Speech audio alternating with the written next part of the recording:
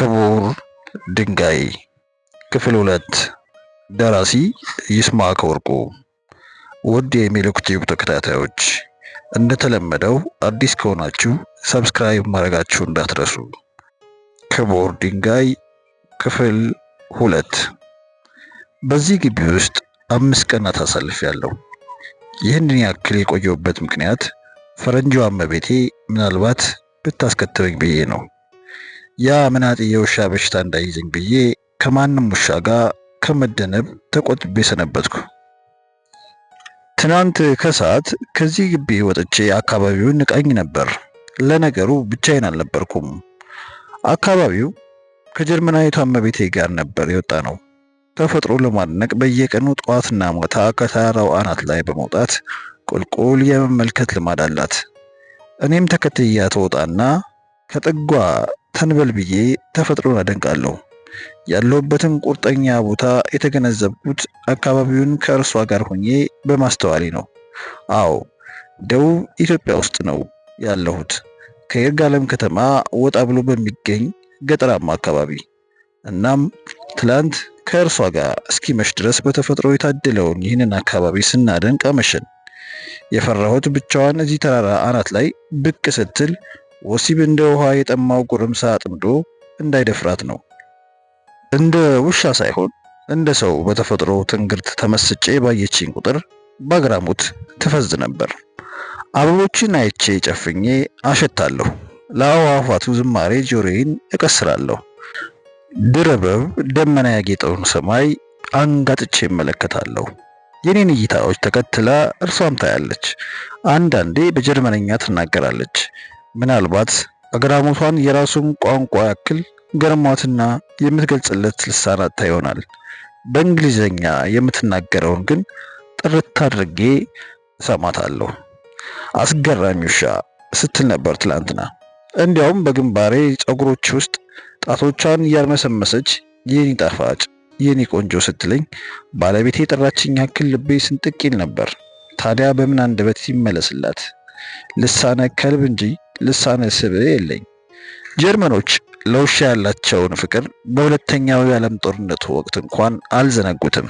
ይህችም ሴት አያሌ ሕፃናትና አረጋውያን በረሃብ የሚቆራመዱባትን ምስራቅ አፍሪካ ውስጥ መታም ለውሻ ያላት ፍቅር ከሰው እንኳን ሳይበልጥ አይቀርም። ይህን እንኳን መረን የደቀቀ አገላለጽ ነው። ምኞቴ ሆኖ እንጂ ለሰው ከሰው የሚበልጥበት የለም። ሁሉም እንደ ልቡ ሚዛን ለቢጠው ያድላል። እኔስ ብሆን ለምን ውሾችን ትቼ እሷ ስር ተሸጉጬ መዋል አበዛሁ? ብዙ ጥያቄ ያነሳል። ሰው እያለሁ ወንድ ስለነበርኩ ለሩካቤ ስጋ ተምኔት ይሆን እንዴ? ፍትሃዊት ስሜት ይሆን እንዴ ጅራቴን ያስቆላኝ? ሰው ስለነበርኩ ዘውጋዊ ሰንሰለቴ ይሆን ከስር ከስሯ የሚያንተሰቱሰኝ? ቢጤን ፍለጋ ከሆነ ለምን ሀበሾችን ተከትዬ አልዞርም? በቀለምም በምንም ሀበሾቹ ይቀርቡኝ ነበር አይደለም እንዴ? አይደለም፣ ፍቅር ስለሰጠችኝ ነው መሰለኝ። ጀርመናዊት ስለሆነች ይሆን ወይም ደግሞ በሌላ ምክንያት ወዳኛለች። ሂትለር እንኳን ሳይቀር በውሻ ፍቅር የተለከፈ እንደነበር በታሪክ ተመዝግበዋል። ታሪክ እንደሚያስረዳው ሂትለር የውሻ ትምህርት ቤት ሳይቀር ከፍቶ ነበረ። የትምህርት ቤቱ ዓላማ ውሾችን ጀርመንኛ እንዲናገሩ ማለማመድ ሲሆን የሂትለር ምኞትም ውሾች ከኤስኤስ አለቆችና ከናዚ ባለስልጣናት ጋር በጀርመንኛ በመግባባት የስለላ ተግባር እንዲፈጽሙና የአይሁድ ማቃጠያ ካምፖችንም እንዲጠብቁ ማድረግ ነበር። ይህም ጀርመኖች ውሾች የሰዎችን ያክል ክህሎት አላቸው ብሎ ከማመናቸው የመነጨ ነው። ለዚህም መናገር ማንበብና መጻፍ ለውሾች ለመለማመድ የጀርመን ተመራማሪዎች ደክመዋል። አስቂኝ ይመስላል፣ ግን እውነት ነው። ሮልፍ ብሉንዲ እና ቤላ የተባሉ ዕውቅ ውሾች ነበሩት ሂትለር። ሮልፍ የተባለው ውሻ እንዲያውም መናገሩ ሁሉ በታሪክ ተመዝግቦለታል። የሚናገረው ግን በጽሑፍ ነበር። በተዘጋጀለት ልዩ ሰሌዳ ግጥም ሳይቀር በጀርመንኛ እንደጻፈ ጥናቶች ያስረዳሉ። ይህን ታሪኩን ሰምታ ልታጎበኘው የመጣችን አንዲት የተከበረች ሴትም የኔ እመቤት ጅራትሽን ማወዛወዝ ትችያለሽ ብሎ መጠየቁ አስገራሚ ክስተት ሆኖ ተመዝግቦ ነበር። ሂትለር በ1945 ተናጋሪ ውሾች በማለት ያሞካሻቸው ከነበሩት ውሾች ውስጥ ብሎንዲን አጥፍቶ መጥፋቱ ይነገርለታል። ከፍቅሩ ጽናት የተነሳ ይሁን ወይ ደግሞ በሌላ ምክንያት የተረጋገጠ ነገር የለም። ያም ሆኖ ይህቺ ጀርመናዊት ልዩ እንክብካቤ ስታደርግልኝ ሰንብታለች። እንክብካቤዋ ብቻ ሳይሆን ከእርሷ ጋር ያጣበቀኝ ሌላም ምክንያት አለኝ። ታስከትበኛለች የሚል ተስፋ ስላለኝ ነው እግርግሯን ስከተላት የሰነበትኩት። እንድታስከትበኝ አጥብቄ እፈልጋለሁ። ያ ምሕረት የለሽ በሽታ፣ ያ ራቢስ የተባለው በሽታ፣ የእብድ ውሻ በሽታ፣ የህልሜ ጮራ ሳትፈነጥቅ እንዲገለኝ አልፈልግም። ህልሜ ሰው መሆን ነው። ሰው። የውሻ በሽታ ራቢስ ብቻ አይደለም። ፓርቮ ቫይረስ፣ ኮሮና ቫይረስ፣ ሄርፖስ ቫይረስ ወዘተርፈ የሚባሉ አያሌ የውሻ በሽታዎች አሉ። በእርግጥ ሌሎች በሽታዎች በብዛት የሚያጠቁት ቡችሎቹን በመሆኑ እንደ ራቢስ ቫይረስ አያስፈሩኝም። ምክንያቱም እኔ ጎልማሳ ውሻ ነኝና። ራቢስ ሃይድሮፎቢክ ቫይረስ ነው። ውሃ የሚያስጠላ። እስካሁን ውሃ አልጠጣውም። ራቢስ የያዘው ውሻ ዝንቦችን ለመቅለም ሲጃጃል ይታያል። እኔ ግን እስካሁን ዝንብ ለቀማ አልጀመርኩም፣ ጅራቴንም አልቆለፍኩም። ታዋቂው ሳይንቲስት ሉዊ ፓስተር የሰራው መድኃኒት እንዲሁ ለኔ እንዳድማስ ጥግሩቅ ነው። ፓስተርን ሳስታውሰው የገጠመው ውጣ ውረድ ውል አለብኝ። ፓስተር የእብድ ውሻ በሽታን መድኃኒት አግኝቻለሁ ቢልም ማንም አላመነውም ነበር። የሰው ልጅ ሳይጠራጠር የተቀበለው ነገር የለም። ታላላቆቹ የዓለማችን ሐሳቦች ሁሉ መጀመሪያ ከፍተኛ ተቃውሞ ገጥሟቸዋል። አንድ ቀን ግን አንዲት በጠነጠዘች አሮጊት ወደ ፓስተር ላቦራቶሪ ከልተም እያለች መጣች። ልጇ በእብድ ውሻ በሽታ ተለክፎ እያጣጣረ ነበር። ጆሴፍ ሜስተር ይባላል። ሌላ አማራጭ ስለሌላት የሉዊ ፓስተርን መድኃኒት አስወጋችው። ዳነ። የአሁኑን አድርገውና ከጆሴፍ በፊት ማንም አምኖ ታፋውን ለሉዊ መርፌ ይገለብ አልነበረም። የጆሴፍ እድል እስኪገጥመኝ ከፍተኛ ጥንቃቄ ማድረግ ላይ ነኝ። ከየትኛውም የመንደር ውሻ ላለመገናኘት በጠና እየተጠነቀቅኩ ነው። ትናንትም ያደረግኩትን ይሄን ነገር ነው። ከጀርመናዊቷ ጋር ሽርሽር ወጥተን ስመለስ ከሩቅ የውሻ መንጋ ተመለከትኩ። ስሪያ በአንዲት ድንክዬ ውሻ ዙሪያ አያሌ ውሾች በደቦ ያደሯታል። አንዱ ወደረኛውን በንክሻ በቡጭራ ጠርፎ አባሮ ይመለስና ያንባባታል። ይሄኛውንም የቆመበት ጉልቤ ሲያባረረው ሌላኛው አጋጣሚውን በመጠቀም ካደፈጠበት ብቅ ብሎ ጀርባዋ ላይ ፊት ይላል። ከነዚህ ሁሉ ለአንዱ ብቻ መሆኗ ባይቀርም ሁሉም እድሉን ሲሞክር ቆየ። የወንዶች ውሾች ትኩረት ሴቷ ውሻ ላይ በመሆኑ እኔን ልብ አላሉኝም ነበር። ነገር ግን በመጨረሻ አንዱ አሮጌ ብርድ ልብስ የሚመስል ውሻ በለስቅ ነው። ሌሎቹ ሲናከሱ ጀርባዋ ላይ ወጥቶ በሽመል እንደተመታው ሁሉ ወልመጥ ሲል ቆየ። ከጀርባው የወረደበትን የንክሻ ማዕት ከመጤፍ የቆጠረው አይመስልም። ይህኛው ገና ከመውረዱ ሌላኛው ፊት ብሎ ከተጣበቀ በኋላ እንደ ተበላሸ መኪና የኋሊት ይጎተት ጀመር። በተቃራኒ አቅጣጫ ይጓተቱ ጀመር። ሌሎቹ ውሻዎች ጥቂት ከተናተፉ በኋላ ትኩረታቸውን ወደኔ ያዞሩ። ነፋስ በብርቱ ክንዶ በሚገልበው የጀርመናዊቷ ቀሚስ ውስጥ ልገባ ከጀልኩ። ጀርመናዊቷ ስራውን በተመስጦ እንደኔው እየተመለከተች ነበር። የሰው ልጅ ከእንስሳ ጠባይ ጋር ጠባይን ማወዳደር ይወዳል። እዚህ ላይ ሰው ሁኜ የሰማሁት ታሪክ ትዝ አለኝ። አንዲት አሮጊት ወደ ቤታቸው ሲገቡ አንድ አውራ ዶሮዋን ደጃፋቸው ላይ ሲሰራዩት፣ ይሄን አሮጊቷ በንዴት ኤዲያ አተንደፋደፍብኝ እዚህ ስሪያንስ ያ አመዳም ይስራራት ብለው አረፉ ይባላል። አመዳም የተባለው አህያ መሆኑን መቼም ማስታወስ አይጠበቅብኝም። ውሾች ወደኔ ማየት ሲጀምሩ ዞር ብዬ ፍርጠጣዬን አስነካሁት። በቀላሉ አልለቀቁኝም። ግቢ እስክገባ ድረስ አሳደዱኝ። ተወርውሬ ግቢ ከገባሁ በኋላ ግን ከዚህ በኋላ ሌላ መሸሻ እንደሌለኝ በመረዳቴ ጥርሴን ለፍልሚያ አዘጋጀሁት። ጀርመናዊቷ እየበረረች መጣ። በድንጋይ ታፋታፋቸውን እየጎነጠች ባታባረርልኝ ኖሮ ከመነከስ ባላመለጥኩ ነበር። ዛሬ ከአጥሯ ውልፍት ሳልኩኝ። ጀርመናዊቷ ሽርሽር አምሽታ መጣለች። አብሬያት ባለመሄዴ የተሰማትን ስሜት አላወቅኩም። ምን አይነቱ ቦቅቧቃ ነኝ! ተጸጸትኩ። ይህን አይነቱን ክደት እንኳን ከውሻነቴ ከሰውነቴ እንኳን አይጠበቅም። ይበልጥ ከውሻነቴ አይጠበቅም። ያ ክፉ ሰው መሆኔ ሳይሆን አይቀርም ያስከዳኝ። ባይሆን ኖሮማ እመቤቴን መጠበቅ ነበረብኝ። ይህችን የመሰለች ቆንጆ እዛ ጫካ ውስጥ ብትደፈርስ? ቦቅቧቃ ነኝ፣ ራስ ወዳድ። እሷ ግን ቂም አልቋጠረችብኝም። ወዳለሁበት መጣች። ጥቁር ጅራቴን ቆላው። ይቅርታ መጠየቅ ይሆን እንዴ? ግንባሬን እንደተለመደው ከዳሰሰችኝ በኋላ ከተንቆረጠጠችበት ተነስታ በውሻኛ እየጠራችኝ ወደ ማረፊያ ክፍሏ ወሰደችኝ። በሳህን የተቆራረጠ ስጋ አቀረበችልኝ። ማረፊያ ክፍሏ ወሰደችኝ። ከዛ በኋላ ምንድነው ብዬ መጠየቄን አቁሜያለሁ። በማስታጠቢያም ውሃ አቀረበችልኝ። በልቼም ጠጥቼም ከጨረስኩ በኋላ በትልቅ ሳፋ ውሃ ሞልታ ሳሙናው አኮረፈችው።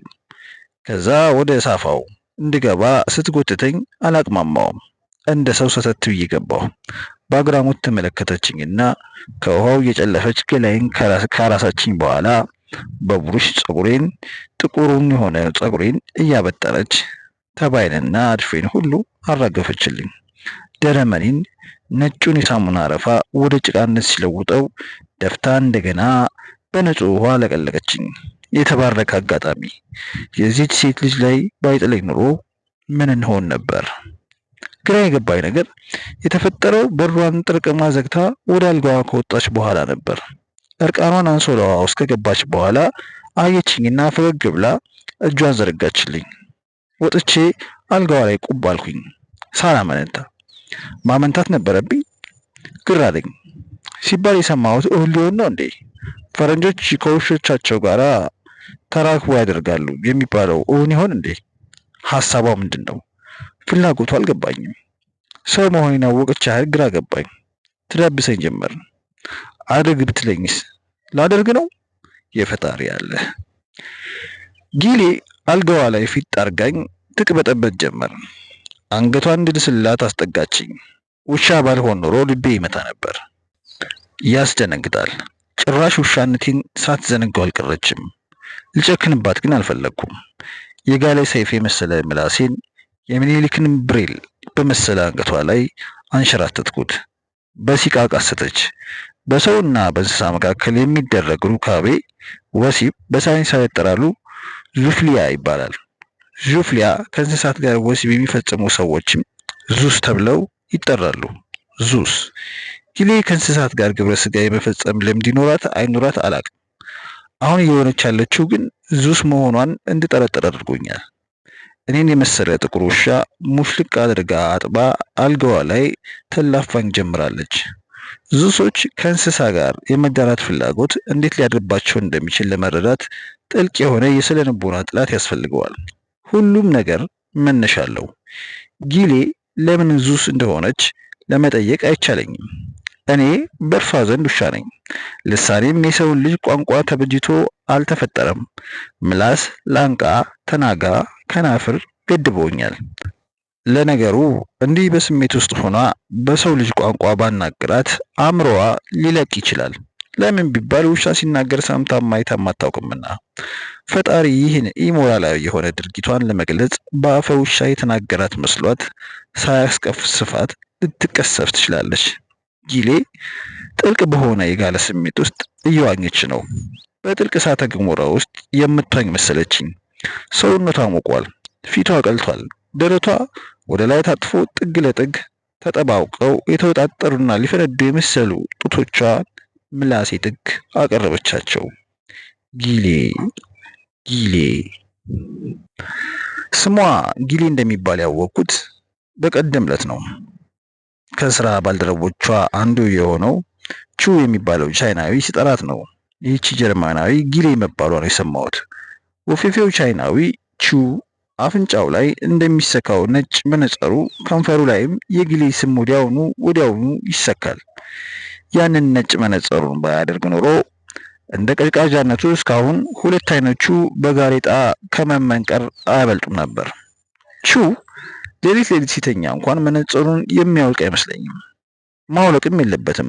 አለበለዚያ የአይን አምላክ የእሱን አይኖች በመጠበቅ የእኛን አይኖች ይረሳቸዋል። ቹ ቀዥቃዣ ይሁን እንጂ ጥሩ እውቀት ያለው ኢንጂነር መሆኑን በቀላሉ መረዳት ይቻላል። የመንገዱን ስራ በተመለከተ ብቻም ሳይሆን የተለያዩ ጥያቄዎች መልስ ለመስጠት ሀብት አይፈጅበትም። አብረውት የሚሰሩትን ኢትዮጵያውያን ከማነወር ግን ተቆጥቦ አያውቅም። እውቀታቸው የልብ ልብ ከመሆኑ በላይ ከስራ አፒታይታቸው ይልቅ የምግብ አፒታይታቸው ሺህ ጊዜ እንደሚበልጥ ሳይናገሩ ውሎ አያውቅም። ትናንት ወደ ማታ ከስራ መልስ በምሬት የኢትዮጵያውያኑን የስራ ተልካሻነት እየተራገመ ሲገልጽ አመሸ። አሳፋሪዎች ናቸው፣ ማፈሪያዎች። በዓለም ላይ በስራ ልግምና ኢትዮጵያውያንን የሚያስተካክል ሰው የለም፣ አይገኝም። ይገርማቸዋል። ለሀገራቸው ሳይሆን ለባርነት ተወስደው በሌላ ሀገር የሚሰሩ ነው የሚመስሉት። ቹ ብቻዋን ቆማ ወደ ነበረችው ጊሌ ስሟን እየጠራ ይህን ሽሙጡን እንድትሰማው ወተወተ። ጊሌ ይገርምሻል፣ ባለፈው ሁለት ኢትዮጵያውያንን በአካፋ እንደ እባብ ራሳቸውን ልቀጠቅጣቸው ምንም አልቀረኝም ነበር። የተሰጣቸውን ስራ በባሬላ የተቦካ ሲሚንቶ ማጓጓዝ ነበር። ለስራው ሲቀጠሩ በፍጥነት እንደሚያመላለሱ እየማሉ ነበር። 2-3 ጊዜ ደህና አመላለሱ። በኋላ ነገር መጣ። በባሬላው ላይ የሚጭኑት አንድ አካፋ ቡኬት አይሞላም ነበር። ቢለካ 1 ኪሎ ለመመዘኑ እጠራጠራለሁ። ሰራን ለማለት ይሆናል። ሲነጋገሩ አይስተዋሉ። ፊታቸውን ትኩር ብዬ አይቼ ገረመኝ። ጭጋግ የለጎመው ከርሰናም ቀን ይመስላል። ግንባራቸው ተኮፋትሮ የደቀቀ ከሰል የተቋጠረበት ጆንያ መስሏል። አይኖቻቸው ጭቅጭቅ በርበሬ ይመስለዋል። እጆቻቸው ላይ ሰዓት የለም። 10 የሰማዩን ቀን እያሉ ያያሉ። ፀሐይዋን በአይኖቻቸው ገፍተው የማጥለቅ ስልጣን ቢኖራቸው ገና እኩለ ቀን ሳይሆን ቀኑን ባጨለሙት ነበር። ፀሐይዋን እኔም ቀና ብዬ አየኋት። ምናልባትም በአይኖቻቸው ስቦ የጣሏት ስለመሰለኝ ነው። እሷ ግን እዛው ነበረች። ከነሱ ጋር እልህ ተጋብታ ቀጥ ያለችባቸው መሰለኝ። እንደ ፋኖስ አንድ ቦታ ተንጠልጥላለች። ፀሐይዋን ሳይቆይቼ ወደ እነሱ ዞር ስል በርቀት መቆጣጠሪያ ፖዝ እንደተደረገ ፊልም ተገትረዋል። በገንኩ። ደም ፍላቴ ወደ እነሱ ስራመድ ፕሌይ እንደተባለ የቆመ ፊልም ተንቀሳቀስኩ። ወደ ተቦካው ሲሚንቶ ቀድሜ ሄድኩና አካፋውን አንስቼ ጠበኳቸው። ባዶውን ባሬላ ዥዋዥው እየመቱት መጡ። ውሃ የፈሰሰን መሰላቸውም። አልደነገጥኩም። በአካፋው ክፉል አደርግበት እልህ ተናነቀኝ። እጄ ተንቀጥቅጦ የጋለ ብረት እየጨበጥኩ ይመስል ቶሎ አናታቸውን ሳልከሸክሽበት ጣልኩት። እንደገና በላ አንስቼ የተቦካውን ሲሚንቶ እየዛኩ ባሬላው ላይ ከመርኩት። በዝግታ አንስተውት መራመድ ጀመሩ። መንገዱ ቶሎ እንዳያልቅባቸው ይመስል እየቆጠቡ ተራመዱት። መንገዱ ይሰበር ይመስል እግራቸውን የሚያሳርፉበት በቀስታ ነው። የሀገራቸው መሬት ከመስታወት የተሰራ አልያ ደግሞ እንደ ሰው የሚያመው ይመስል አጥብቀው ይጠነቀቁለታል። ለእነዚህ ሰዎች ኢትዮጵያ ሀገራቸው አይደለችም ብሎ የነገራቸው ሰው ሳይኖር ይቀራል። የትም ብትሄጂ ጠባያቸው ነው። በመንግስት መስሪያ ቤታቸው ውስጥ የሻይ ሰዓትን እንደሚያከብሩት ስራን ቢያከብሩ ኑሮ የት በደረሱ። በምሳ ሰዓት የመስሪያ ቤቶቹ በሮች ይጨናነቃሉ። ቀድሞ ለመውጣት ሲራኮቱ ስታዩ ከእሳት አደጋ የሚያመልጡ እንጂ ወደ እንጀራና ወጥ የሚሄዱ አይመስሉም። ወደ ስራ ገበታቸው ሲመለሱ ግን እግራቸው ላይ አለሉ የታሰረባቸው ይመስል ይጎተታሉ። ባለ ጉዳይ ከመጣ ባላንጣቸው የመጣ ያህል በአይናቸው ይገርፉታል። ለስድብና ለድብድብ ይሰናዳሉ። በስንት መከራ በስንት ደጅ ጥናት ጉዳዩን ፈጽመው ሲሸኙት በእነሱ መልካም ውለታ የዋሉለት ነው ይመስላቸው። ግዴታቸው እንደሆነ አስቦት አያውቁም። ጸባያቸው እንደኛ ሀገር ጫማ ያቃጥላል። ጊሌ ከነዚህ ማፈሪያዎች ጋር በመስራት ጨጓራዬን ራስ በራ አድርጌዋለሁ።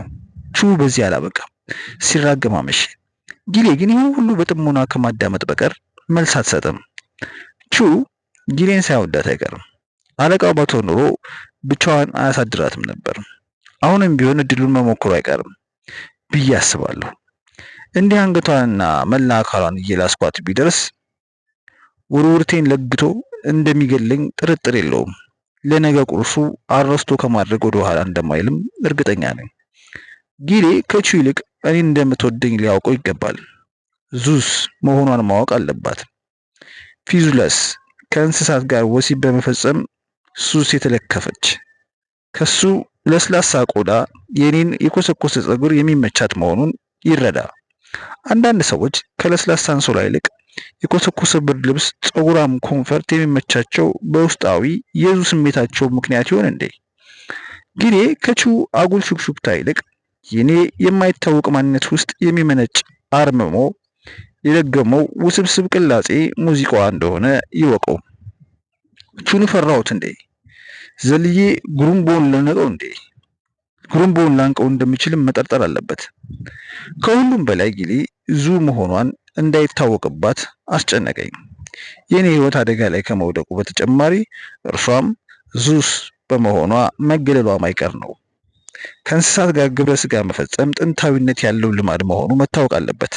ከክርስቶስ ልደት በፊት በ8000 ዓመተ ዓለም እንደተፈለሰፈ በተገመተ ዋሻ ውስጥ አንድ ሰው እንስሳትን ሲወስብ የሚያሳይ ስዕል ተስሎ መገኘቱን የካምብሪጅ ዩኒቨርሲቲ አጥኚዎች አሳውቀው ነበር። በሰሜናዊ ጣሊያን የተገኘው ይህ የዋሻ ውስጥ ስዕል ሐሳብ ወለድ ይሁን ወይም ደግሞ ምልከታዊ አገላለጽ እንደሆነ አልተደረሰበትም። ሆኖም ከእንስሳት ጋር ወሲብ መፈጸም አዲስ አለመሆኑን ያሳያል። በዓለም ዙሪያ አያሌ አፈታሪኮች የዙልፊያን ጥንታዊነት ያስረዳሉ። በኮሪያ አንድ የሚገርም አፈታሪክ አለ። ስለ ሀርትል አፈጣጠር። እጅግ በጠና ችግር ጊዜ የንጉሱ ሴት ልጅ ከችግሩ መውጫ መላ ትዘይዳለች። መለዋ ምንም አልነበረም፣ ስለት ነው። ችግሩን ለመውጣት ካበቃቸው ነጭ ፈረስ እንደምታገባ ትሳላለች። ችግሩ እንዳያልፍ የለም ያልፋል። ቃሏን መጠበቅ ነበረባትና ፈረሱን አገባች። ከፈረሱም የሀርትልን ወለደች። የሀርትልም እንደ አባቱ ሀጫ በረዶ የመሰለው ለዛ ነው ብለው ይተርታሉ ኮሪያውያን። ጥንታዊ ግብፃውያን፣ ግሪካውያን፣ ሰሜን አሜሪካውያንና የመካከለኛው ምስራቅ ሰዎች ከእንስሳት ጋር ፍትወት የማድረግ ልማድ እንደነበራቸው በጥናት የተደረሰበት ነገር ነው።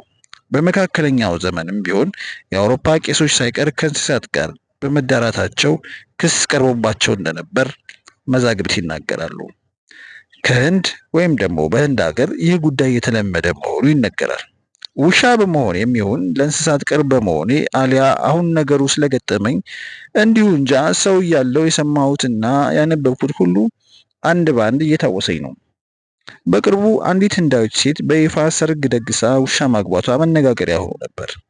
ከመቶ በላይ የሆኑ የሰርግ ታዳሚያን ከበሮ እየደለቁ ነበር የዳሯት። ውሻ በማግባቴ አልጸጸትም ነበር ያለችው ንግግር ስታደርግ። በ2001 ዓ.ም አንዲት ህንዳዊት ሴት ድል ያለ ድግስ ደግሳ ሰርገኛ ትጠራለች። ከ2000 በላይ ሰርገኞች ልጆች ሳይቆጠሩ ማለት ነው በሂንዱ ባህል ልብሳቸውን አሸብርቀው ወደ ሰርጉ ቦታ ይመጣሉ። ለሙሽሪትና ለሙሽራውም ዘፈኑን ያቀልጡት ጀመር። የሙሽሪት ሙሽራ ግን ወተት እየቀለበች ጃጎል ያሳደገችው ዘንዶ ነበር። ሌላ አስደናቂ ታሪክም እዚሁ አፍሪካ ውስጥ ተሰምቶ ነበር። ይህም በዚሁ በ2001 ዓ.ም ነው። አንድ በቅጽል ስሙ ሩዝ የሚባል ሱዳናዊ የጎረቤቱን ፍየል ሲያደርግ ይያዛል። መንደርተኛው ይዘውና እያካለበ ወስዶ ከአካባቢው ሽማግሌዎች ፊት ያቀርበዋል። ሽማግሌዎቹ ካወረዱ በኋላ 15000 የሱዳን ዲናር እንዲከፍል ይጠይቁታል። መቼ በዚህ ቢለቁት፣ በተጨማሪም ፍየሏን እንዲያገባ ይበየንበታል። ባለ ብዙ ነው የሰማሁት። ነጋዴዎች ከአህያዎቻቸውና ከባዝራዎቻቸው፣ እረኞች ከመንጋዎቻቸውና ጦረኞች ደግሞ ከፈረሶቻቸው ጋር እንደሚዳሩ ሲተረክ መሰማት የተለመደ ነው። ነገር ግን በቀልድ መልክ ተነግሮ በፌዝና በሳቅ ይሸኛል እንጂ ከሞራልም ሆነ ከስነ ምግባር ከሃይማኖትም ሆነ ከሕግ አንጻር ተገናዝቦ ተገቢውን ቅጣት መሰጠት የተለመደ አይደለም። በጥቂት ሀገሮች ዙልፊያ ወይም ደግሞ ከእንስሳት ጋር ወሲብ መፈጸም በሕግ ያስቀጣል። እስካሁን በዚህ ተከሶ ማን እንደተቀጣም ባላውቅም በኢትዮጵያ የወንጀል ሕግ ላይ ግን በግልጽ የተደነገገ ነገር ነው። ማንም ሰው በእንስሳት ላይ የግብረ ስጋ ግንኙነት የፈጸመ እንደሆነ በቀላል እስራት ይቀጣል ይላል። ከሃይማኖት አንጻር ውግዝ ነው። እንደማስታውሰው መጽሐፍ ቅዱስ በጥብቅ ይከለክለዋል። ከእንስሳት ጋር ግብረ ስጋ በመፈጸም ራስህን አታርክስ፣ ሴትም ከእንስሳ ጋር ግብረ ስጋ ለመፈጸም ራሷን አታቅርብ፣ ይህ አስጠያፊ ምግባር ነው ተብሎ በሌዋውያን ላይ 8 ምዕራፍ 8 ከቁጥር 23 ላይ ተጽፎ ይገኛል። ይህ ጽሑፍ ሁለት ነገሮችን ይጠቁማል። አንደኛ ከእንስሳት ጋር ወሲብ መፈጸም በዛ ዘመንም እንደነበር ያስረዳል። ምክንያቱም በሌለ ጉዳይ ላይ ሕግ አይወጣምና። ሁለተኛ ወንዶች ብቻ ሳይሆኑ ሴቶችም ከእንስሳ ጋር ወሲብ ለመፈጸም ራሳቸውን ያቀርቡ እንደነበር ያስረዳል።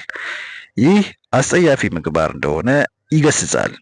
ከዚህ ጽሑፍ ወረድ ብለን ስናነብ ከፊታችሁ የማሳድዳቸው የአሕዛብ በእነዚህ ሁሉ ረክሰዋል በማለት ሌዋውያን ምዕራፍ 18 ከቁጥር 24 ላይ አሞራውያንን፣ አሶራውያንን፣ ከነአናውያንን የመሳሰሉ ሕዝቦች ከእንስሳ ጋር ወሲብ ይፈጽሙ እንደነበር ይጠቁመናል።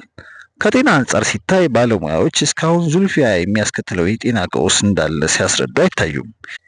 ኤችአይቪ ቫይረስ ከዝንጀሮ መጥቷል ተብሎ ከመደስኮሩ በቀር የታማውን ዝንጀሮ የኤችአይቪ ምርመራ አድርገው አላስረገጡልንም። ራሳቸው ላቦራቶሪ ውስጥ ላመረቱት ቫይረስ ጥቁሮችን ተጠቂ ለማድረግ አንዴ ከጥቁር አሜሪካውያን አንዴ ከአፍሪካዊ ጥቁር ዝንጀሮ ከማላከክ ያለፈ ፋይዳ የሌለው ይህ ዲስኩር ግን ቢያንስ አንድ ነገር ያረጋግጥልናል። ይኸው እንስሳ ከሰው ልጆች ጋር ወሲብ እንደሚፈጽሙ ነው። አያሌ ሴቶች በዝንጀሮ እንደተደፈሩ ይነገራል። ዝንጀሮ ልምጭ ቆርጦ እየጀለጠና እያንቆራጠጠ ቀሚስ አስወልቆ ከሴቶች ጋር ወሲብ እንደሚፈጽመው ሌሎች እንስሳትም ነገርየውን ካዩ እንደማያቅታቸው ያሳያል። በተለይም ከሰው ልጅ ጋር በመላመድ የመጀመሪያዎቹ የሆነው ውሻ ካለማመዱን እንኳንስ ሩቅ ያልሆነውን ይህን ጉዳይ ሌላም ነገር እናደርጋለን። ምን ነው ውሻነት እያየለ መጣ። በሳይንሱ ረገድ የሰው ልጅ አስተሳሰብ የሚያጠናው ሳይኮሎጂ፣ የእንስሳትን ባህሪ የሚያጠናው ዞሎጂ እንዲሁም የእነዚህን ሁለት ዘርፎች መገናኛ የሆነውን በሰውና በእንስሳት መካከል ያለውን ግንኙነት የሚያጠናው አንትሮ ዙኦሎጂ በዚህ ረገድ በጥልቀት መመርመር አለባቸው።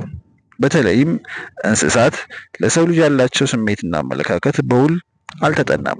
ምናልባትም ይህን ለማወቅና የእንስሳትን አእምሮ ለመመርመር እንደኔ ወደ እንስሳነት በአስማት መለወጥን ሳይጠይቅ አይቀርም። ውሻን ለማወቅ ውሻ መሆን ይጠይቃል። መሆንን ለመረዳት መሆንን ይጠይቃል። አለመሆንን ለማወቅ አለመሆንን መሆን ይጠይቃል። እኔም ብሆን ፍጹም ውሻ አይደለሁም። ገሚስ ውሻ ገሚስ ሰው ነኝና እንደ ውሻ አሰብኩ ስል እንደ ሰው እያሰብኩ እገኛለሁ። እንደ ሰው አሰብኩ ስል እንደ ውሻ ሳስብ እገኛለሁ። አሁን ግን እንደምን እያሰብኩ እንደሆነ ሊገባኝ አልቻለም። ቅጣም ባሮ የጠፋው ስሜት ወረረኝ። በጊሌ ገላ ቀይ ልሙስሙስ ምላሴ በስሜት ማወናጨፍ ጀምሯል። መቼስ ሰው ከበላ ከጠጣ ይቅርታ፣ ውሻ ከበላ ከጠገበ ሌላ ቢያምረው የተፈጥሮ አይደለምን? ውሻ ሆድ ውስጥ ቅቤ አያድርም ይሏል። ይሄ ነው። በጠንካራ የሞራል ሰንሰለት ካልተቀፈደደ በቀር ተምኔት ሁልጊዜም የስጋ ቀስት ነው። የውሻ ትህትና የካህን እብድና መች ይጋጠምና የሚባለው ብሂል አእምሮዬ ውስጥ ተሰነቀረ። የፍትወት መገበሪያዬ ጥቁሩን ሸለፈት ሸልቅቆ ሲወጣ ተመለከትኩ። ከእቃው ተሽከርክሮ እንደሚወጣ ቻፔት ቀይ ፍም ይመስላል። ኦ የፈጣሪ ያለ ውሻ ልሁን እንጂ ባለትዳር እኮ ነኝ። የባለቤቴ አካል ከጊሌ ገላ ላይ ተነጠፈ መሰለኝ። ፈራ ተባስል የሳንቃው ጩኸት ጭቅጭቅ በርበሬ የመሰሉ አይኖችን ወደ በሩ መለሳቸው። አንድ ሰው ሳንቃውን የኋሊት ዘግቶ ገባ። ያ ቻይናዊ ቹ ነው። አለቀልኝ በቃ። እንደ ኪራይ ድንኳን የትም ስተከል የትም ስወጠር ሰነበትኩ። አያሌ የሀሳብ ችካሎች ከወዲያ ወዲህ ወጥረው ወደ የትም እንዳልሄድ ሰፉኝ። አንደኛው ሀሳቤ ወደ ቤቴ መመለስ ነው። ቆንጅየዋ ባለቤቴ ይህን ያህል በብቸኝነት መሰቃየት የለባትም። ልጆቼም አባታቸው ይናፍቁ ይሆናል። አባታቸው ወደ ውሻነት መለወጡን ሳይሆን በድንገት መኪናውን ይዞ ከቤቱ እንደወጣ ነው የሚያውቁት። ወራት ተቆጥረዋል። እንግዲህ ወይ ሞቷል ብለው ደምድመው ተቀምጠዋል፣ ወይ ደግሞ የመኪና አደጋ እንደደረሰብኝ አስበውም ሊሆን ይችላል። በጥቅሉ ስለኔ ሁኔታው ብዙ ገምተው ብዙ ተጨንቀው እንደ ሞትኩ ሊደመድሙ ይችላሉ። ሞቷል ብለው ደምድመው ቢሆንስ ምንድን ነው የሚል ክፉ ሀሳብ ተሰነቀረብኝ። አይደረግም። ለአያሌ ደቂቃዎች ይህንን ሀሳብ እየረገበ ጆሮዬን ሳይቀር እያንቀሳቀስኩ ሳስብ ቆየው። ሞቷል ብለው ደምድመው እስከሆነ ልጆቼም አልቅሰው ወጥቶላቸው ረስተውኝ ይሆናል። ሚስቴም ሌላ ግብታ አይሆንም? አይ አይደረግም። አዎ ሚስቴ ቆንጆ ናት። ማንም ብቻዋን ገልሙታ ብቻዋን በልትታ እንድትኖር አይፈቅድላትም። እንኳን ሞቷል ተብሎ ተወርቶብኝ ገርና ድሮም ሰው እያለሁ እንኳን ብዙዎቹ ባይናቸው በርቀት ቀሚሷን ሲገልቡ እታዘብ ነበር። ለምን አያቸዋት አይባል ነገር። ማንም ወንድ ለምን እንደሚያያት ያውቃለሁ። ግልጽም ነው። ቆንጆ ስለሆነች ነው። በወቅቱ ኩራትም ቅናትም ይሰማኝ ነበር። ባጭሩ ይሄ ስጋት ብቻ ሆኖ እንዲቀር እፈልጋለሁ። ሰው ነበርኩ። በአንድ መጥፎ ቀን ስቀብጥ ወደ ውሻነት ተለወጥ። ሚስቴም ሞቷል ብላ በማሰብ ሌላ ባላገባች የሚል ቅስም ሰባሪ ልብ አኮማታሪ ታሪክ እንዲኖረኝ አልፈልግም።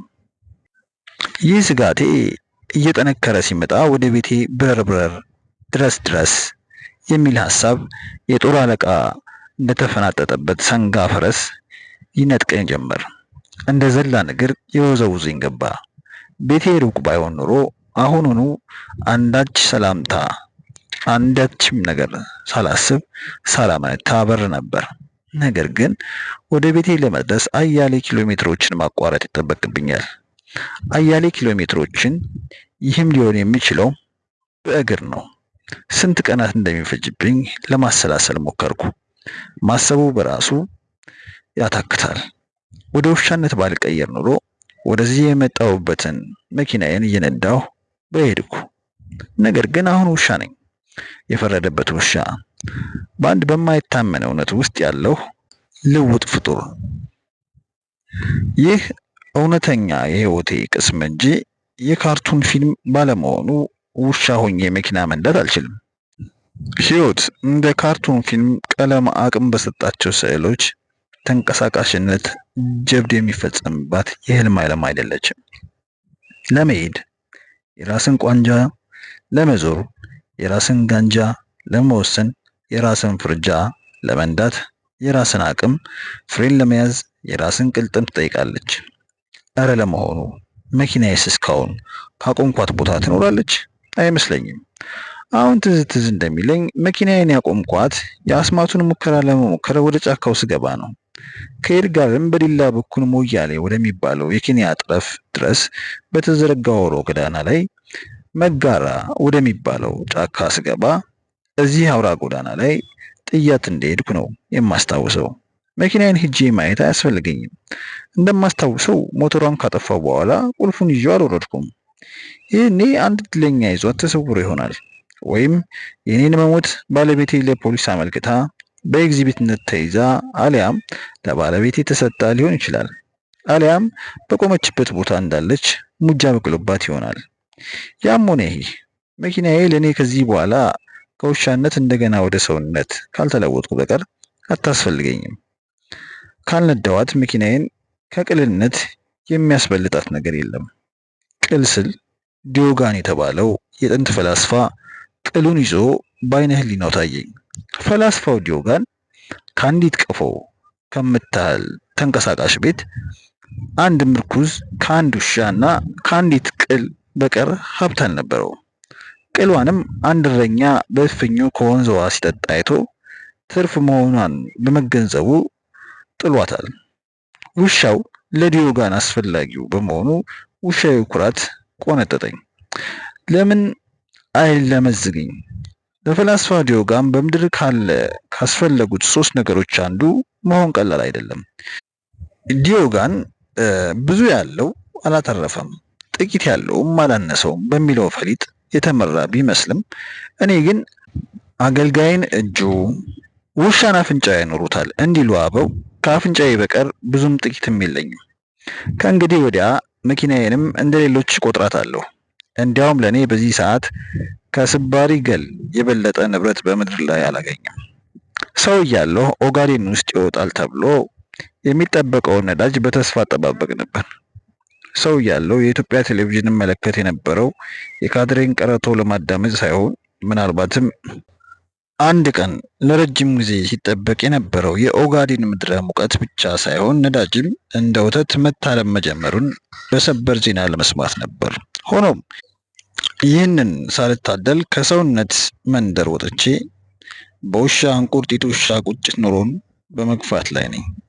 እንደ ውሻነቴ ከአንድ በርሜል የነዳጅ ዘይት ይልቅ አንድ ገል ወተት ይበልጥብኛል። ተቆፍሮ ከሚወጣ ዘይት ይልቅ ተቆፍሮ የሚወጣ አጥንት ይሻለኛል። በመሆኑም መኪናዬ አያስፈልገኝም። መሄድ ካለብኝ ህልቆ መሳፍርት የሌለውን መንገድ በእግሬ መጋጠም ይኖርብኛል። ለመሄድ ማንም አልከለከለኝም። ነገር ግን አንድ ነገር አለ፣ አልተከተብኩም። በመንገዴ ላይ የሚገጥመኝም ባላውቅም ከውሻ በቀር የሚያስፈራኝ የለም። በሽታውን ሊያጋባብኝ ይችላል ብዬ እንጂ ለንክሻውስ እኔም የዋዛ አልነበርኩም። እኔ ነኝ ያለ ይግጠመኝ። ውሻ ሆኖ መጥቶ ብርንዶ ሆኖ ይመለሳታል። ከሚያጋጥሙኝ አራዊቶች ሁሉ አጥብቄ የፈራሁት ውሻ የሆነበት ምክንያት ውሻ ሆኜ ሳለ ውሻን በመናቄ አይደለም፣ ውሻውን ሳይሆን በሽታውን ነው የፈራሁት። ሰውም እያለሁ ሰውየውን ሳይሆን አመለካከቱን ነበር እጠላም እወድም የነበረው። ሰው እያለሁ ማን እንደነበርኩ ምን እንደነበርኩ ደረጃዬ፣ እውቀቴ፣ ማህበራዊ፣ ፖለቲካዊና ሃይማኖታዊ አመለካከቴ ምን እንደነበረ የማስብበት ጊዜ አልደረሰም። አሁን የሚያስጨንቀኝ የመከተብና ያለመከተብ ጉዳይ ነው። ብዙ ህልም ያለኝ ሰው ነኝ። ይቅርታ ውሻነቴን እየዘነጋሁት ተቸገርኩ። እስከ ህልሞቼ እንድሞት አልፈልግም። እስከ ህልም ከመቀበር የበለጠ የባሰ ክፉጣ የለም። ሰውነቴ በአካለ ውሻ ውስጥ ቢቀበርም አንድ ቀን በዚህ መቃብር ለመውጣት ተስፋ አለኝ። ውሻ ሆኜ የማላሳካው ሰውነትን የሚጠይቅ ህልም አለኝ። ተስፋዬ ሰው መሆን ነው። ግን ለምን ውሻ ሆኜስ ብቀር? ብዙ ነገር ይቀራል። ተስፋን ያህል ታላቅ ነገር የለም። ተስፋ የሌለው ሰውና ክንፉን ያጣ አሞራ አንድ ናቸው። ሁሉም ወደ የትም አይሄዱም። በእርግጥ ውሻ ሆኖ ከመኖር በተለይ ሰው ለነበረ ሰው መሞት ይሻላል። በእርግጥ ሰው ሆኖ መኖሩም ትክክለኛውን ሰው ሆኖ መኖር ካልተቻለ በስመ ሰው በግብር ውሻ ከተሆነ እንደኔ በስም ውሻ ሆኖ በግብር ሰው መሆን ይሻላል። ሰው እያለሁ ኢትዮጵያዊ ነበርኩ። ኢትዮጵያዊነቴንም ማንም የመጸወተኝ ሳይሆን በደም ያገኘሁት ነው። ሰው ሆነው እያሉ እንደ ውሻ ጅራታቸውን የሚቆሉ ስንኩላን ሰው ሆነው እያሉ ክብራቸውን ለፍርፋሪ የጣሉ የጥጥ ሸክሞች የሰውነቴን ክብር ወደ ውሻ ክብር ሊያወርዱት ሞክረው ነበር። ነገር ግን እንኳን ክብሬ ባንዲራዬ እንኳን ሲወርድ የምነድ እሳት በመሆኔ እንደ እቶን እየተጋረፍኩ አላስጠጋኋቸውም። አሁንም ቢሆን ተስፋ አለኝ። ወደ ሰውነት እንደገና እመለሳለሁ የሚል ተስፋ አለኝ። ያለ ተስፋ መኖር ያስፈራል። ጊሌ ብታስከትበኝ በሚል እንጂ ይህንን ያክል ወራት የተቀመጥኩ የእሷን ገላ የምላስ ሱስ ይዞኝ አልነበረም። እርሷ ግን ጭራሽ ትዝ ያላትም አልመሰለኝ። ጤነኛ ሆኜ ስላየችኝ የሚሆን ወይም ደግሞ ተከትቦ ይሆናል በሚል ግምት እስካሁን አላስከተበችኝም። የአስፓልቱ ስራም ቢሆን እየተገባደደ በመሆኑ የነ ጊሌ ኮንትራት ሊጠናቀቅ ይችላል። ቻይናዊው ቹ ቂም ሳይቋጠርብኝ አልቀረምና ስራው ሲጠናቀቅ ህይወቴን የአንድ ቀን ምሳው አድርጎ ከማጠናቀቅ አይመለስም። ከጊሌ ጋር ስዳራ በአይኑ በብረቱ ቢመለከትም የፈራሁትን ያክል አልደነገጠም። ከወራት በፊት ለመጀመሪያ ጊዜ ስለ ስላቴ ያየ ጊዜ ነገሩን ከመጤፍ ሳይቆጥር ያመጣውን ወረቀት ጠረጴዛው ላይ አስቀምጦ ነበር የወጣው። እንደ አበሻ ዘራፍ ይልብኛል ብዬ ልዘለዝለው ብዘጋጅም እስካሁን አደገኛ ሆኖብኝ አያውቅም። ነገር ግን ምንም እንኳን አበሻ ባይሆንም መቼም ሰው ነውና ሳይቀናብኝ አይቀርም። ሆኖም ለመከተብ ስል እንጂ ጊሌን የመላስ ሱስ ሆኖብኝ ወይም ደግሞ እንደሌለብኝ ሊያውቅ ይገባል።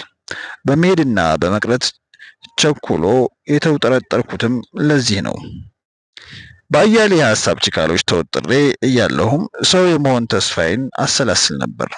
ነገር ግን አንድ የሀሳብ ብልሽታ አእምሮዬ ላይ ቦግ አለ።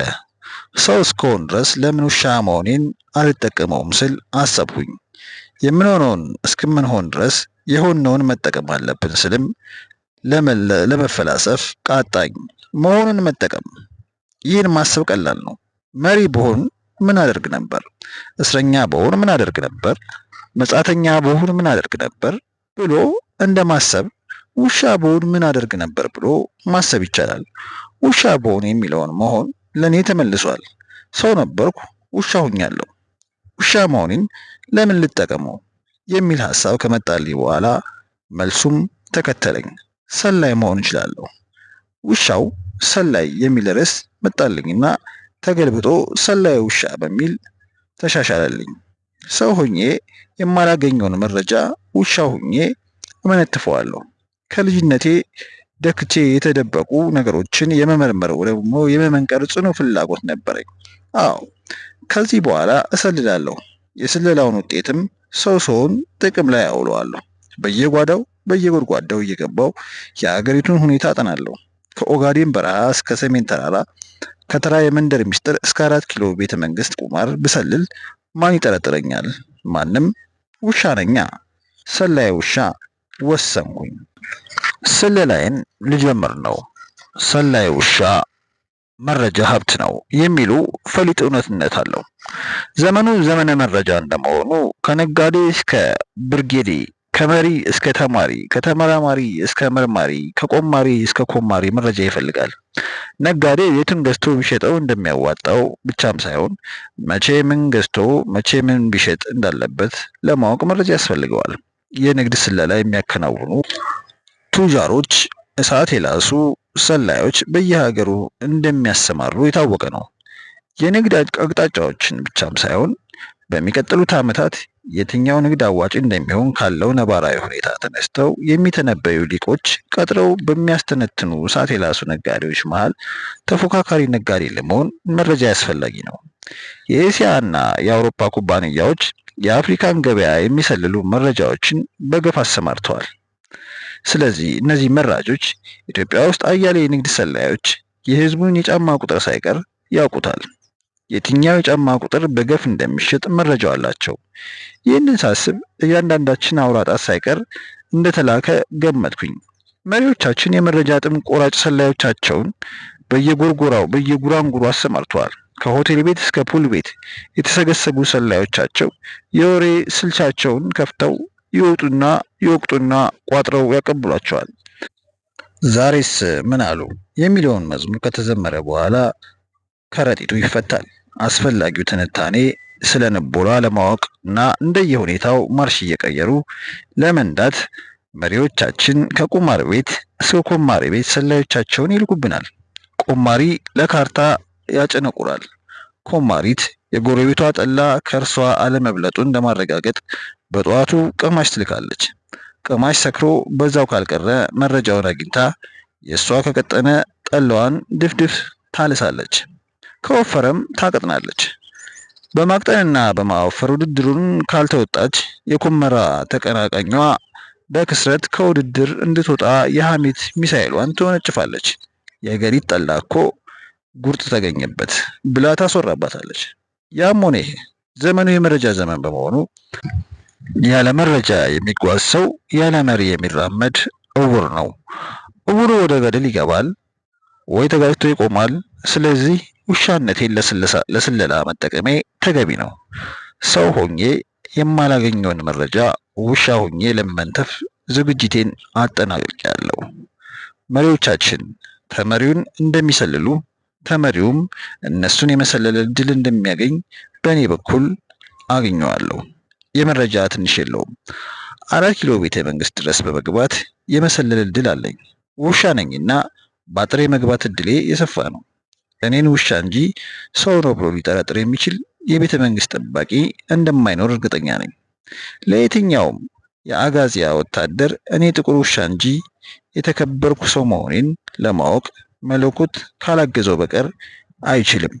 እንደ ማንኛውም ውሻ የቤተ መንግስቱን አጥር አልፌ እገባለሁ።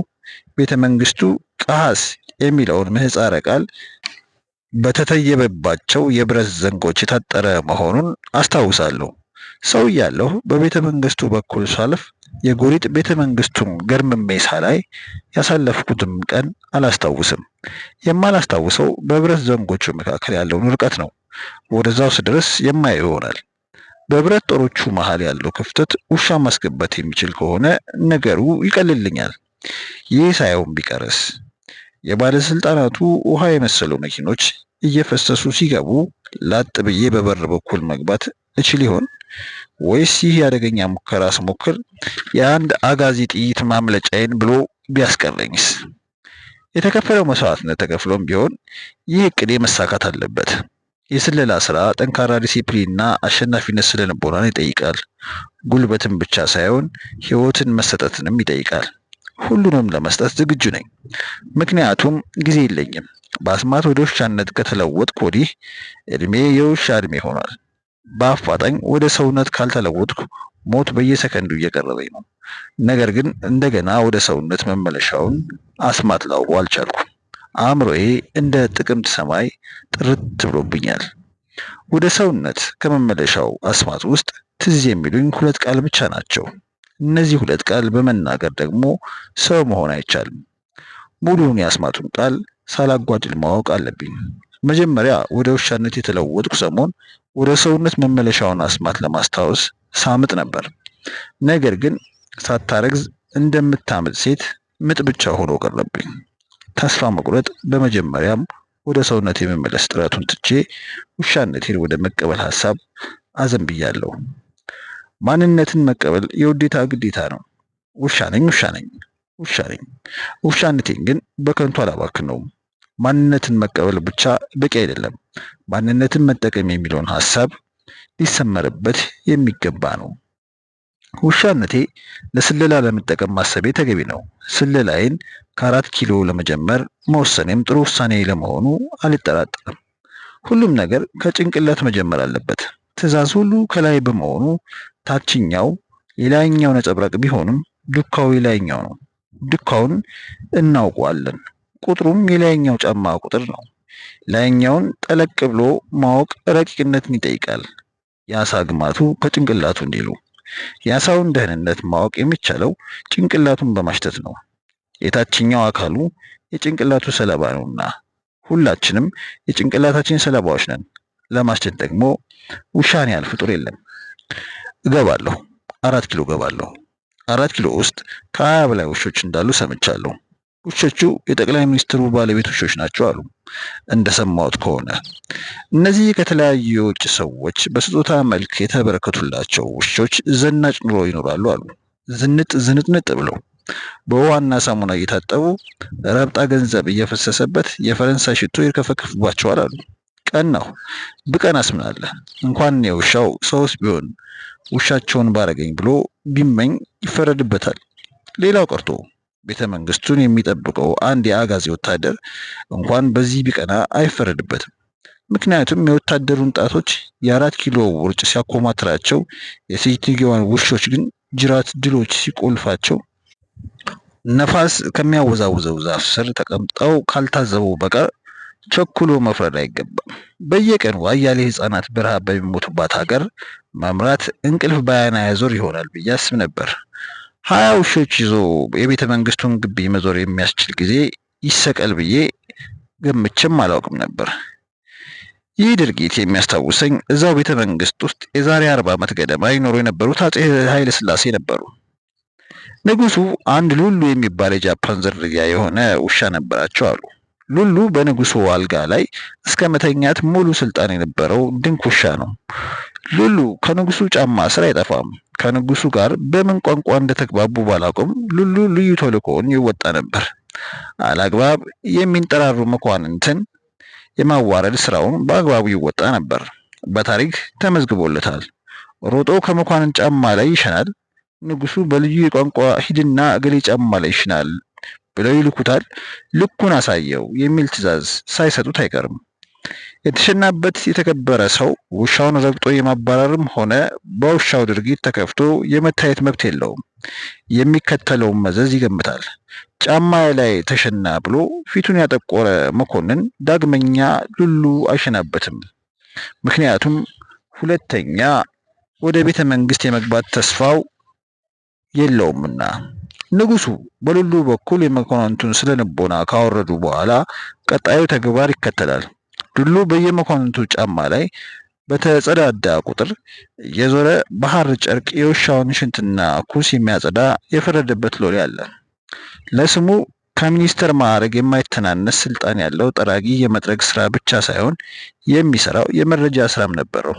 የመኮንንቱን ሹክሹክታ ሚስጥርና ጉርምርምታ ጫማ ሲወለውል ባቀረቀረበት ያዳምጥና ወስዶ ለንጉሱ ይዘከዘክላቸዋል። የአሁኖቹ ሀያዎቹ ውሾች ተግባር ምን እንደሆነ አላውቅም። ጌጥ ይሁኑ ጊንጥ ገና መረጃው የለኝም። በለስ ቀንቶኝ ከተቀላቀልኳቸው ይህ ገና የምደርስበት ጉዳይ ይሆናል። ሆኖም የሀያዎቹ ውሾች አባል የምሆን አይመስለኝም። በምን እድሌ! ጽድቁስ ቀርቶ በወጉ በኮነነኝ አሉ። ሳለኑ ቀርቶብኝ ከአጥሩ ባዘለሉኝ። መሪዎችና የውሾች ግንኙነት በሀገራችን ይህን ሲመስል፣ ከዚህ በተቃራኒ ደግሞ ሀገሪቷ ውስጥ ያሉትን ውሾች ሁሉ እያሳደደ የሚፈጅ ብርጌድ እስከ መቋቋም የደረሰ የኮሞሮሱ ፕሬዝዳንት አሊ ሶሊህ ሊዘነጋ አይገባም። እዚህ አፍሪካ ውስጥ በውሾች ላይ የተፈጸመው የዘር ማጥፋት ወንጀል ጄኖሳይድ አሊ ሶሊህ ዘይድ ፍርድ ቤት ሊያስገትረው የሚችል ነበር። ነገር ግን እኔ ራሴ አሁን ውሻ ሆኜ እስክመለከተው ድረስ ሰው ሳለሁ ያንን ትራጀዲ ከመጤፍ አልቆጠርኩትም ነበር። ስንት ህዝብ እንደ ዳዋ በሚመነጠርበት እንደ መከር አረም በሚነቀልበት አፍሪካችን ውስጥ ስለ ውሻ እልቂት ብንጮህ ሰው ጉድ አይልም። ውሾች ግን ይማለላሉ። ተንቆርጥጠው ወደ ሰማይ አፋቸውን አሞጥሙጠው የሚለው የኮሞሮሱን የጓዷቸውን እልቂት ለፈጣሪ እያሳሰቡ ይሆን እንዴ? ታሪኩን ላስታውስ። አሊ ሶሊህ ደሴት የሚያክለው የቤተ መንግስት አልጋቸው ላይ ተኝተው መጥፎ ህልም እንደ ሱፐርማን ከፎቅ ፎቅ ከጉድባ ጉድባ ያዘልላቸዋል።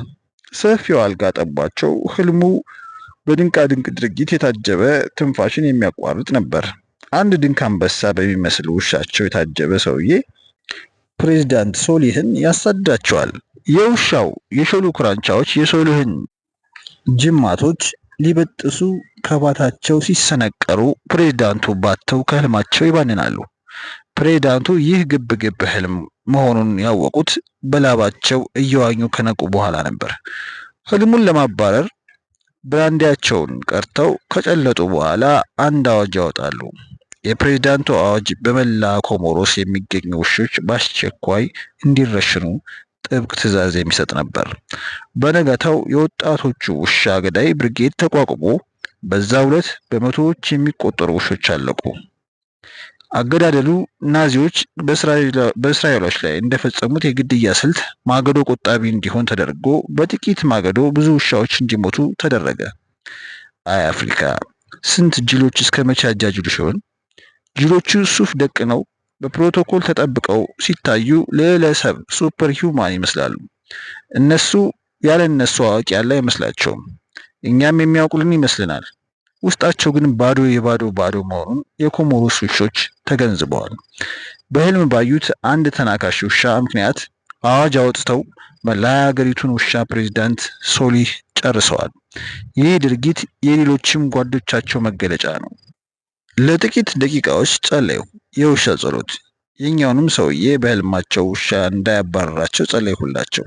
ካባረራቸው እኛ ውሾች አበቃልን፣ በቃ አለቀልን፣ በቃ። የኛውም ሰውዬ አንድ ሰው ለማሰር አዋጅ እንደሚያረቁ ህጋዊ ለማስመሰልም በፓርላማ እንደሚያጸድቁ በትግል ጓዶቻቸው ሳይቀር ይምታማሉ። ለማንኛውም ወደ 4 ኪሎ ለመሄድ ቆርጫለሁ። ነገ ጊሌን የምሰናበታበት ቀን ቀርቧል። ጊሌን ለመጨረሻ ጊዜ ተመለከትኳት። ውሻ ባልሆን ኖሮ እምባዬን ባይኔ እንቆረዘዝ ነበር። እየተሰናበትኳት መሆኑ ብታውቅ ኑሮ ምን እንደሚሰማት መገመት አቃተኝ። ምናልባት ሰው ስለሆነች እነዚህ ሰማያዊ ብያይኖቿ እንባ ይወራጭባቸው ይሆን? አላውቅም። ሆኖም መሄድን እንደማትፈልገው መገመት ቀላል ነው። ምንም ሆነ ምን ወደ አዲስ አበባ በተለይም ወደ 4 ኪሎ የሚያደርገውን ጉዞ የሚገታው ኃይል የለም። መለየትም ቢሆን ሰው እያለሁ መለያየት ሞት ነው የሚለው የጥላሁን ገሰሰ ጣዕመ ዜማ ሆዴን እያቦጫቦጨው ነበር። አንደበቴ የሰው ልጅ ቋንቋ መናገር ቢችል ጉሮሮዬም የሰው ልጅ ዜማ የሚያንቆራቁር ቢሆን ኑሮ መለያየት ሞት ነው ለተዋደደ ሰው የሚለውን ዜማ በተመስጦ አዜማው ነበር። መለያየት ከባድ መሆኑን ለመጀመሪያ ጊዜ ተረዳሁ። የነፍሴን ጫንቃ አጎበጣት። የእግሬን ቋንጃ እንደተገረፈ የበገና ክር አንቀጠቀጣት። የውሻ ልቤን አኮማተራት። የጉሮሮዬ ቱቦ የጠበበ መሰለኝ። መለያየት እንዲህ የከበደኝ ውሻ ስለሆንኩ ይሆን መሰለኝ። ሰው እያለው መለያየት ብዙ ጊዜ ጎብኝቶኛል። የዛሬን ያህል ግን አልተሰማኝም ነበር። ከሰውነት ወደ ውሻነት ስመጣ እንኳን ይህን ያክል የመለየት ስሜት አልተሰማኝም ነበር። መነጠል ነጣጠለኝ። ከሰውነት ነጠለኝ። ከጊሌም ሊነጥለኝ ነው። ከጊሌ አይኖች ላይ አይኖችን መነጠል አልቻልኩም። አይኖቼ ጨረሮች ካዩአቸው ጨረሮች ጋር በአንዳች ሙጫ የተጣበቁ ይመስል ተፋጠጠን፣ ቀረን።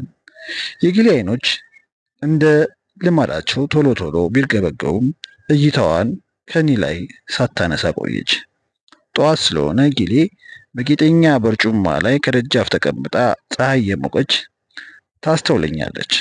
የጠዋቷን ጀንበር ጨረሮች ጆሮዋን ፍም አስመስለው የሚያሳዩኝ እኔ ከፀሐይ በተቃራኒ አቅጣጫ በመሆኔ ነው። ለመጥቆር የፈለገች ይመስል ጠዋት ጠዋት በፀሐይ ትለበለባለች። ግሪኮች ኢትዮጵያውያን በርንት ፌስ ያሉን ፀሐይ እየሞቅን ተለብልበን የጠቆርን መስሏቸው እኛን ለመምሰል እየሞከረች እንዳልሆነ እርግጠኛ ነኝ። ጊሌ እንዲህ አይነት ቂላቂል የሆነች ሴት አይደለችም። መሐንዲስ ከመሆኗ በላይ ብዙ የማንበብ ብቃት ያላት ሴት ናት። እናም የግሪኮችን ሚት በንባብ ታውቀው ነው ይሆናል። በግሪክ ሚት ኢትዮጵያዊ በፀሐይ ጥግ በመንኮራኩሩ ሲያልፍ መጥቆሩን የሚያትተውን ክፍል ሳታነባው አትቀርም። የአሁኑ የናሳ መንኮራኩር ግን እንኳን በፀሐይ ጥግ ሊያልፍ ይቅርና ጨረቃን ለመርገጥም አሳሩን ነው የሚያየው። ምንኛ ታላቅ ስም ነበረን! ታላቅነታችንን ከኛ ይልቅ ባዕዳን ሳይረዱት አይቀርም። ከርሞ ጥጃ እንዲሉ እያደርን እየኮሰመንን ነው። ከሀገራችን መሬት ላይ ብቻ ሳይሆን ከአእምሯችን ላይም የተቆረሰ ነገር ሳይኖር አይቀርም። ህልምም ትልምም የለንም። የውሃ ላይን ኩበት ማዕበል እንደፈለገው እንደሚያንጓልለው ኢትዮጵያውያን ጥቅመኛ እንደፈለገ ያንጓልሉናል። ነፋስ እንደሚነዳው የደረቅ ቅጠል ከነፋሱ ፈቃድ ውጭ የራሱ ፈቃድ እንደሌለው እንዲሁ ኢትዮጵያውያን የራሷ ፈቃድ የላትም። መንገዷን መንገደኛ ይጠርግላታል። የራሷ ዱካ በቅጥረኞች ዱካ ተተምትሟል። ማንም የፈለገውን ቀኖና አይዲዮሎጂ እንደ ጨቅላ እጁ ደቅኖ እስኪያስመልሳት ይግታታል። ሕፃኑ የማስመለስ አቅም ሲኖረው፣ እርሷ ግን ይህ አቅም አይታገኝም። እንደ ከሳች ላም ወደ ፈለገው እየነዳ የምትፈልገውን ሳይሆን የሚፈልገውን ያስግጣታል። የጋጠችውን የማመስኳት አቅም እንኳን የላትም። እንደ ዋዥማ ነፍቶ እስኪገላት ተጎጥራ ትንገላጀጃለች። የጎጠራትን ቢያስገሳት እንኳን ሌላ ተረኛ ይጎጥራታል። ጎጣሪ ለጎጣሪ እየተበቀባበሉ ሲጎጥሯት፣ ፈጣሪ ግን ለሌላ ፈጣሪ አላስረከባትም። የራስሽ ጉዳይ ያላት ይመስላል። ይሄን እያሰብኩ አይኖቼ ከጊሌ አይኖች ላይ ነቅዬ ፈጣሪን ከመሬት እለቅመው ይመስል ወደ መሬት ወረወርኳቸው። በፈጣሪ ምትክ መሬት ላይ ወድቆ ያገኘሁት የጋዜጣ ቅዳጅ ነው። ውርጭ ያደረበት የጋዜጣ ቅዳጅ ወረቀት ጎኑ ተሸንትሮ ተቀዷል። ምናልባት አንዱ ለሽንት ቤት መጠቀሚያ ቀዶት ይሆናል። የጋዜጣው ቅዳጅ ባደረበት ውርጭ ምክንያት ዘይት የፈሰሰበት መስሎ አርፏል። ቀብሩ 6 ሰዓት ነው። ያኔ ክሽሽ ብሎ ይደርቅና ነፍሳት ወደ መቃብሩ ይወስዱታል። ወይም አንዱ ብድግ አድርጎ ይጠርግበትና ሰገራ ቤት ለሚሸኘው መቃብሩ ይዳረገዋል። ወጣም ወረደም ከሁለቱ አንዱ አይቀርለትም። የሚቀደው እንጂ የሚያነበው እንደማያገኝ እርግጥ ነው። ምክንያቱም ይህ ጋዜጣ የወደቀው ኢትዮጵያ ውስጥ መሆኑን ማወቅ አለበት። ኢትዮጵያዊ ሲከናነብ እንጂ ሲያነብ ማየት ብርቅ ነው። ኢትዮጵያዊ ሲያነብ ብርድ ብርድ ይለዋል፣ ሲከናነብ ይሞቀዋል።